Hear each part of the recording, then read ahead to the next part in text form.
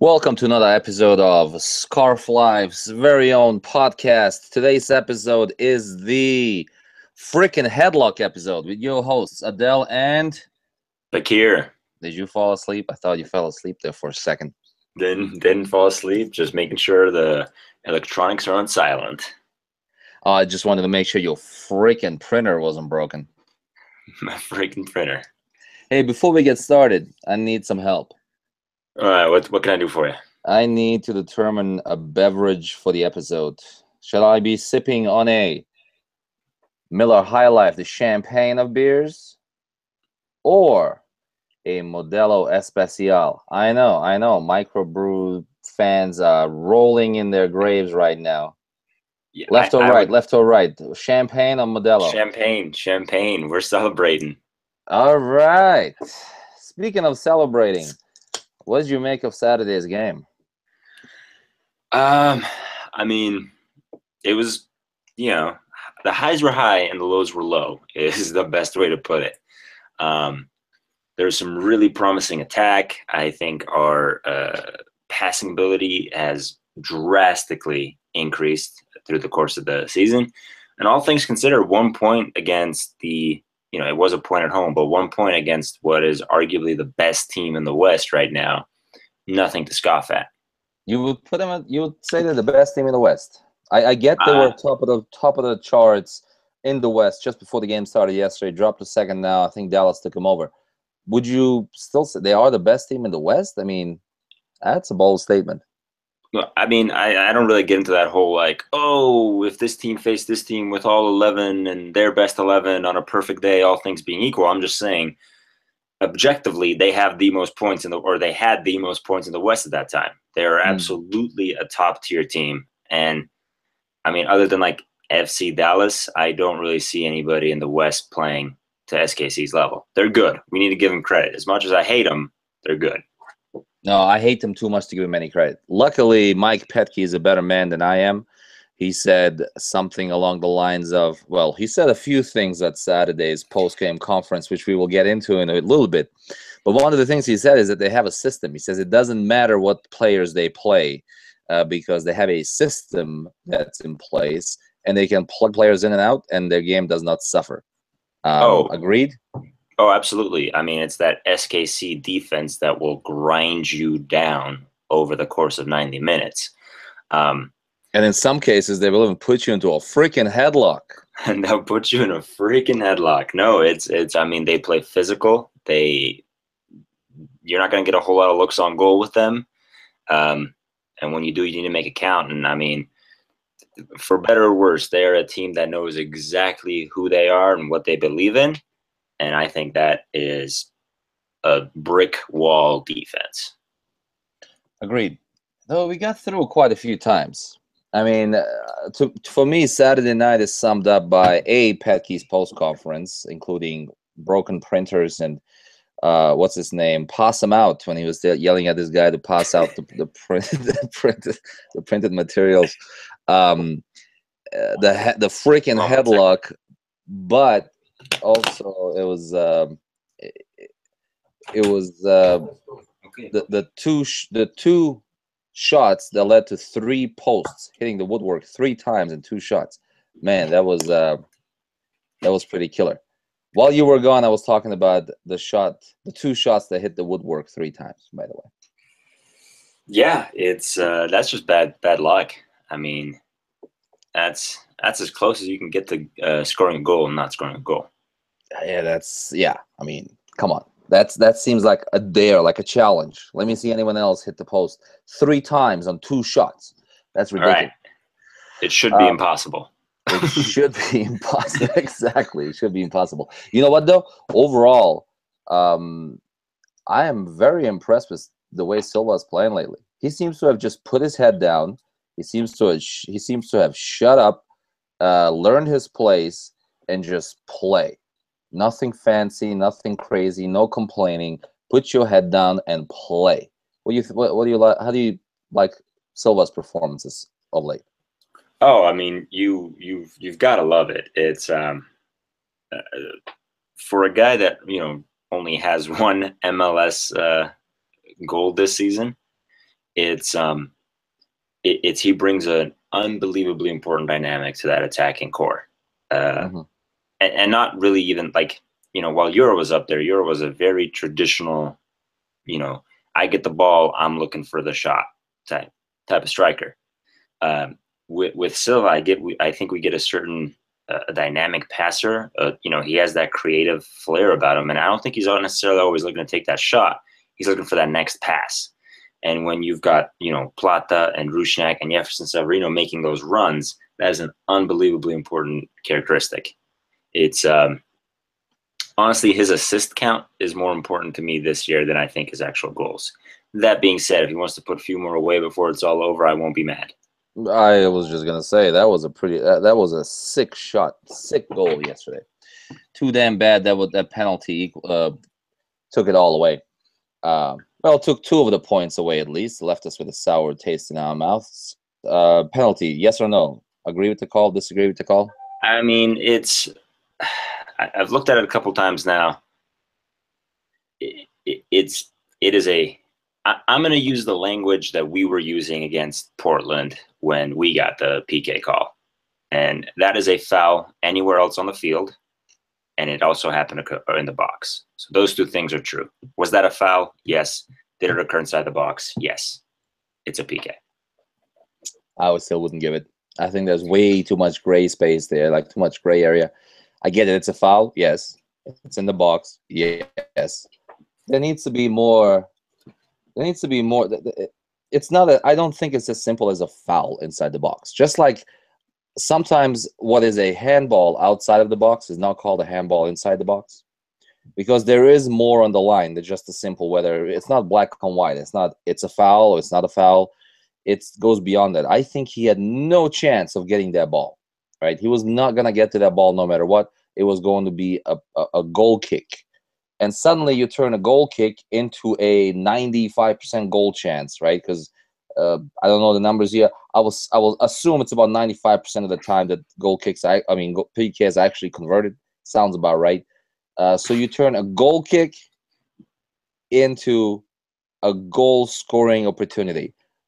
That's why I disagree with it. Now, you did say something very important during the game, which was the more we get into gray areas, the more we get shafted. We as an RSL, right? I can't disagree with that, but we got shafted in the black and white area too. So sure, we're just getting shafted, man. I think when you keep it black and white, as was that a foul that occurred inside the box, it limits the conversations you're allowed to have. I think once you start, introducing was he going to get to the ball? Was he never going to get to the ball? It's not always that clear cut.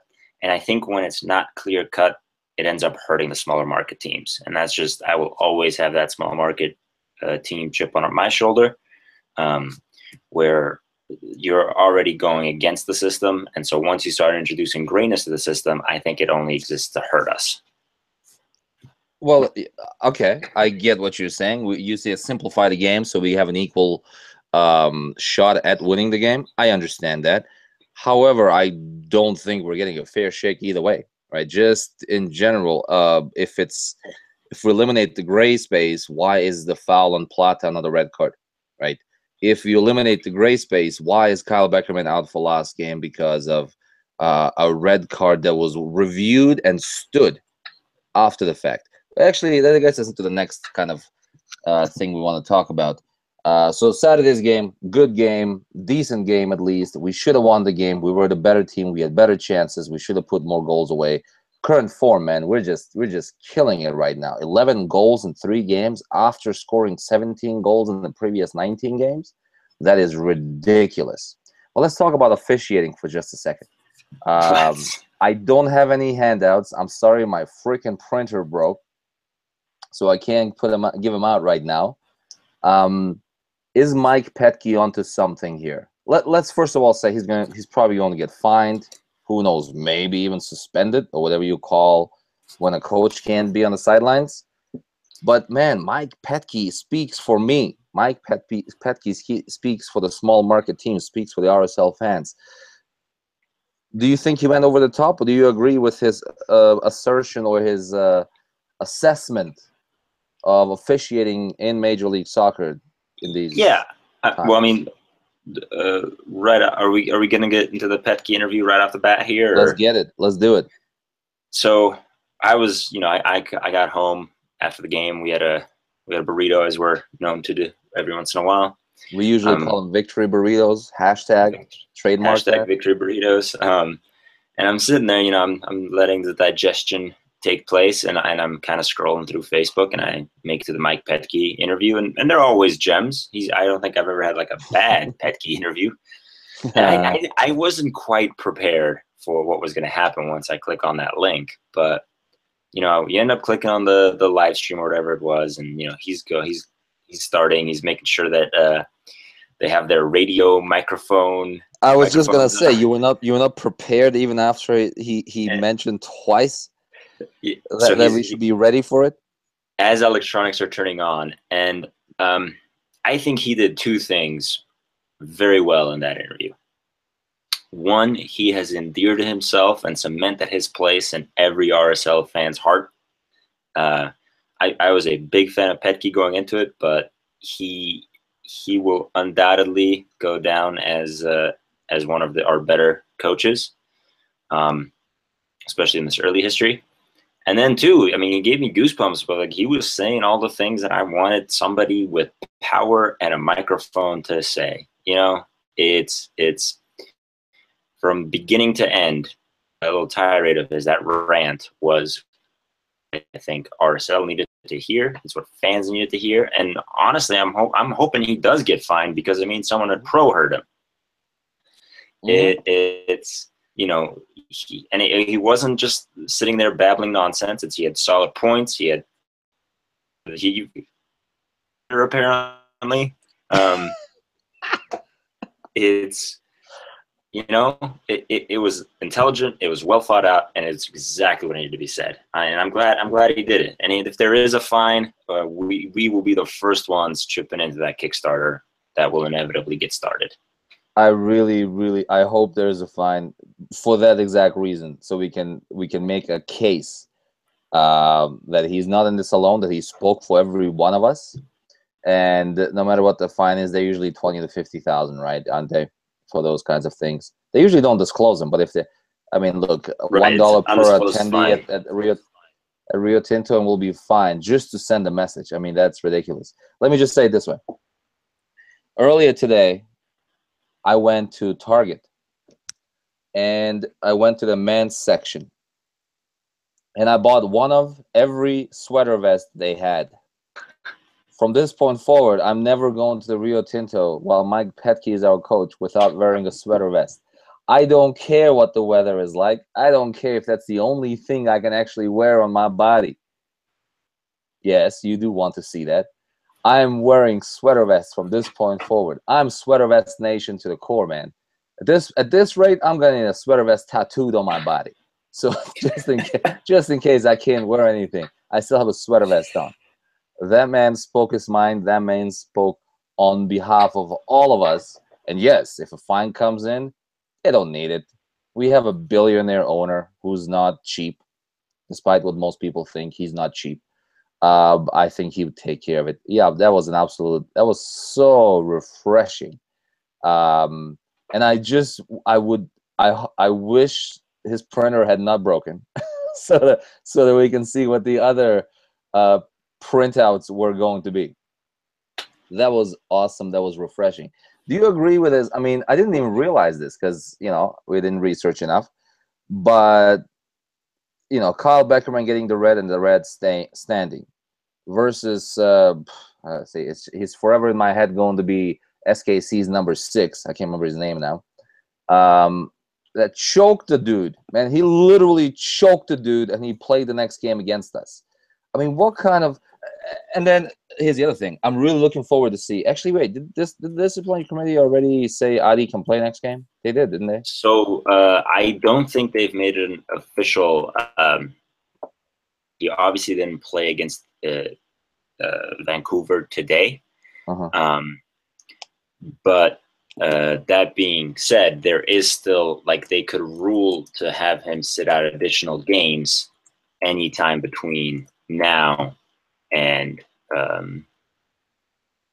and their next game, which I think happens sometime next weekend. Okay. And right now, it's only been one game. Yeah. No, that will be a very interesting thing to watch. I want to see what they do, because if Kyle Beckerman got a red card and the red card was upheld for what he did, a chicken freaking wing, man. I feel like we should be using the word friggin' as often as possible right now. Kyle Beckerman got a red card and got suspended for the next game over throwing a chicken wing at a guy, like Mike Petke says, going the opposite way, not even going towards the goal, right? I get the elbow to the face. That should be a red card. That should always be a red card. That elbow was nowhere near his face. So if that was, if that was a red and it stood and he got suspended for the next game, remember, this is not spur of the moment decision, right? This is he got a red card, he got thrown out. Okay, mistakes are made, which, you know, we're thinking, all right, the video replay is going to fix some of that. No. They take 2 days or whatever that was, and then a committee looks at it, and they still make the wrong decision. Yeah, I mean, it's you're preaching to the choir. I have looked at every blog and every story and every tweet that is just not for clarity at this point as to, you know, what it could be, and everything from a phantom spit to Beckerman's reputation as you know, the most vile human being on the face of the planet, apparently, has been brought up as the evidence as to, you know, why that red stood. And you go through it, and it's if this guy was accused of murder in the game before the Portland game, it shouldn't matter in that decision. Right. The pro final decision was violent conduct. It was the elbow. It wasn't spitting at a referee. It wasn't being a vile human being. It wasn't dissent. It's the reason he got that red card, and the reason that red card stood is simply because of the quote-unquote elbow. The chicken wing. The chicken wing. Anybody that has watched 90 minutes of soccer sees contact like that at least 10 times. It's anytime a long ball goes to a forward and a center back is, you know, giving him a little bump off the back. It's that kind of contact. Pro got it wrong in the worst way. It appears to be, not only is it wrong in the worst way this one time, but it's systematic error. It's the kind of error where it happens over and over, and they're, you know, all we're asking for as fans is consistency. It is if Kyle Beckerman's red is a red in the Portland game, then SKC needs to have played down to like 6 men, and we should have been down to 8 men last night. It's that type of contact happens all the time, and I think they just were trying to save face, and they you know, it's a lack of intellectual honesty at the end of the day. That's what it comes down to. It's ridiculous. Fine me. Yeah, and I want to get fined. Let's all get fined. This should be. Let's all get freaking fined. Let's all get freaking fined.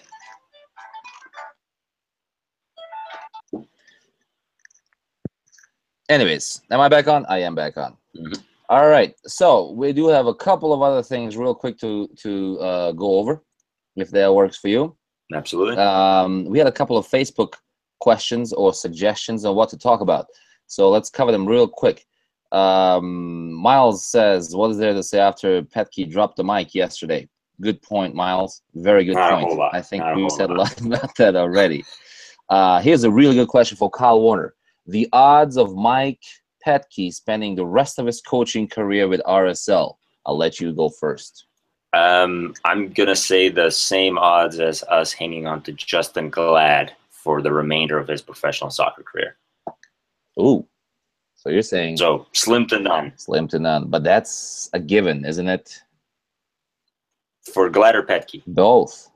Yeah, I mean, it's cream rises to the top. I think we're very fortunate to have the years we have with Petke. I hope we find a lot of success with him. I think we will, knock on wood. But I think at the end of the day, you know, I hope that he's the kind of successful where someone comes up to his driveway and just backs a truck full of money and says, how much? Yeah, about 3 years when his trophy case is getting too small. Right. Yeah, I agree. I don't think it's a pet key thing. I don't think it's a RSL thing. It's a simple sports, and sports is a business thing. You know what I mean? Absolutely. Yeah. It's the nature of the Enjoy beast. the time that we have with him. I think is going to be real good for us. If he has a couple of bad seasons, we will want him out because that's what we do. If he has a couple of really good seasons, others will come knocking on the door. I don't think he seems like a character guy. I don't think he would just leave like another MLS team, right? If you want to keep him. But if that, big club opportunity comes around, I don't see. I mean, it would be stupid for anyone to pass up. Right. Lenny Betancourt asks, accountability in officiating. Why is it? What is it? What other leagues are doing differently that makes it seem like a better officiating? Like it's basically they're asking what kind of why does pro suck so bad? I think it's because they don't look. I refed 2 games in my life, indoor soccer. It's an incredibly difficult job, right? And this was amateur league, Sunday league, beer league, and guys were almost getting into fights. I refed a couple of games and I said, never again, I'm done. This job sucks. People are always mad at you, right? People never like to ref. But here's the thing. The best you can hope for as a ref is to not be a factor in the game, right? Don't be a factor. If no one talks about the ref at the end of the game, that's good. That's a good job, right? What are other leagues doing that makes their refs better than ours? I don't think they're doing much. I think they just have a larger selection of refs. I don't think there's anything else to it. Do they train them better? Do they train them differently? I don't know. I've never been officially trained as a ref. Should pro step up and take responsibility for what is obviously the part of our entire league that's making us look bad, right? It's probably the least competent part of Major League Soccer is the officiating. I don't think other leagues refs are better for any reason other than there are more of them and they have higher selection and there's better competition. And yes, I agree. We should hold them accountable. We should hold them accountable a lot. They should have a scoring system just like teams do because their decisions affect millions of dollars worth of business. First of all, playoff seeding, championships, and most importantly, our feelings, right? That stuff is priceless. Your take on that? I mean, absolutely. It's I think it's as simple as this league has grown exponentially just even in the last 5 to 10 years. And I think the referee side of it just hasn't been able to keep up. Hoping video assistant refereeing helps with that a little bit. But all in all, I think you nailed it. I don't think the other, the leagues are doing a whole lot different. I think selection comes into it, as you put it, and just putting your money where your mouth is. Yes, exactly. Gotta Actually, invest in I'm good suddenly referees. not so excited about video review. They had 2 days to review. There was a committee that reviewed the Kyle Beckerman play, and it still made the red card stand. Right. So suddenly, my trust in the video review is you still have incompetent. If you have incompetent eyes looking at it, it doesn't matter. It doesn't matter what tools you have if you have bad drivers. Anyways, moving on. Travis says, does the Les Olson company have a response about the printer problem? That's a good question. I don't know, but let's reach out to Les Olson. I think Les Olson needs a seriously worded letter from all of us. You know what? Next But game, emailed, we're not going to print it. you know what we should do? Next game, let's just set up shop outside the stadium and have fans sign a letter to Les Olson Company on behalf of all of RSL Nation. I like it. I like it a lot. David Mays asks, what's going on? What's going to happen or know anything with Yura? Ooh. And if you think we're better without him. I'll let you handle go that one. first. Oh, is that right? Wait. All right. He was your boy for a while there. He is still my boy. I love Yura. I love Yura a lot. I think Yura should be on Real Salt Lake. I think Yura should be a starter for Real Salt Lake. I love Yura a lot. I don't love him 1.9 million worth. Right? That's the big difference for me. Jura is in. Okay, I don't know Jura, right? We're not buddies. We haven't had coffee in quite a while. So here's how I see Jura. I think Jura is a pure professional soccer player, right? He's a professional athlete. He lives by that tagline or by that saying of inspiration is for amateurs. The rest of us just show up to work and do our job, right? He's a professional. He plays without a lot of feelings. He plays without anything other than he uses the skills he has to do the job he is hired to do, right? I don't see him as a guy who really gets carried away with the ooh rah rah, let's get him and this and that and hard work and heart. I think he works hard. I think he has a lot of heart, but I don't think that's his signature. His signature is he's a cold, cool striker that gets you goals. So that's Jura. Then on the other side, you have Mike Petke. And Mike Petke is just a bowl of energy, emotions, right? There's nothing, I mean, he's obviously a professional. He's been a professional athlete for many years. He's been a professional coach for years now. He knows strategy. He knows all the stuff. He knows how to get his guys going. But I think his main driver to his players is emotion. He gets to them emotionally. He gets the best out of them emotionally to play for their club, their team, you know, their fans, their fam. I have a feeling that's how Mike Petke runs that team. No, I don't think Jura is going to be on this team next year. I don't even think he's going to be on that team by the end of this year. Maybe. He's a very expensive $1.9 million paperweight at this point. I hope I'm wrong, but I don't think I am. Your take? Yeah, I mean, you know, once again, I think we're on this basically the same page on this one. It's you know, you're talking about your cold, calculated striker that gets you goals, and all of that is true except for the goals part. I mean, he does get. I understand that he's our leading goal scorer this season, but I think once you take away the PK, and how much time he kind of had over some of these new guys, I don't think that's going to last a whole lot longer. At one point, the ball in like 3 games, and he's still top. At $1.9 million, 6 goals is not enough. It just isn't. There are guys that get paid a fraction of his salary that create quite a bit more quantifiable output. That being said, it's not like I'm sitting here like actively rooting for this guy's demise. In a perfect world, we're offering him more money because he's doing so well. It's, you know, we want him to be successful. We want him to keep putting goals away. I mean, we love Jura. Jura's our guy. Like, he was our guy from the get-go. We want him to stick around and we want him to be successful and happy and healthy and putting away goals. That just isn't the reality of it. And given, you know, cap space limitations, DP tags, it's just not good business to have a $1.9 million paperweight, as you put it, sitting on your bookshelf. Yeah. I think with that kind of money and that kind of, I'm hoping, freed up cap space, and it isn't something that kind of lingers on our books for a whole lot longer, we can bring in some talent, maybe even a couple pieces of talent that can create some competition in that position. Yeah. Do you think it was bad business? Do you think it was bad business bringing him on for that amount of money? Considering that Kyle Beckerman makes what, less than $1 million, right? Something like that. Yeah, I think Kyle Beckerman is in the $700,000 range. Yeah, Nick Rimando makes a fraction of that.